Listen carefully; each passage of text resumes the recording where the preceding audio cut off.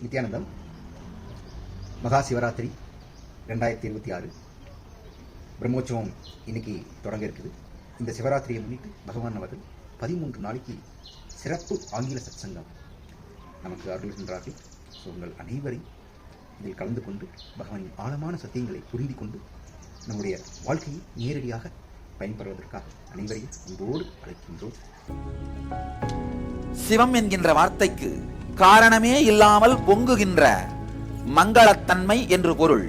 சிவராத்திரி அன்று நடந்த மிகப்பெரிய 3 நிகழ்வுகள். முதலாவது, காலம் கடந்த சிவப்பரம்பொருள் காலத்திற்குள் மலர்ந்தது. இரண்டாவது, பிரம்மனுக்கும் விஷ்ணுவிற்கும் ஏற்படும் ஐடென்டிட்டி கிரைசிஸ், அகங்கார சண்டையில் நடுவு நிலைமை செய்யவும் நல் ஞானத்தை புகட்டவும் அடிமுடி காணாத அருட்பெருஞ்சோதியாய் அண்ணாமலையான் வெளிப்பட்ட திருநாள்.